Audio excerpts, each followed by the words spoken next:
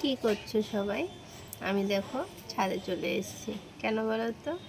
মাছ এনেছে মাছ ধরতে। কি ঠান্ডা লেগেছে জানো, গলাটা খুব ব্যথা করছে। দেখবে কি মাছ এনেছে, দেখাই দাঁড়াও। এটা এনেছে চিংড়ি মাছ, কুচু চিংড়ি হয় না, এগুলো এখন বাছতে হবে জানো তো। আর এখানে এনেছে দেখো আর মাছ। এগুলো খেতে ভালো লাগে কিন্তু বাছতে বিরক্তি লাগে। চলো ঝটফট বেঁচে ফেলি, দেরি হয়ে যাচ্ছে। তাই ভাবলাম একটু তোমাদের সাথে বসে বসে গল্প করি আর মাছ বাছি। কী দিয়ে করবো জানো তো? লাউ চিংড়ি করবো, লাউ দিয়ে করবো মাছটা। লাউ চিংড়ি কার কার ভালো লাগে লাউ চিংড়ি খেতে, কমেন্টে জানিও। হ্যাঁ চলো মাছটা ঝটপট বেছে ফেলি, পরে তোমাদের সাথে গল্প করবো। হ্যাঁ,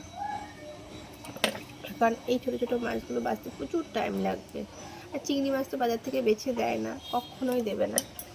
হ্যাঁ, বড় বড় চিংড়ি হলে তাও বেছে দেয়, এত ছোট চিংড়ি কখনোই দেয় না বেছে।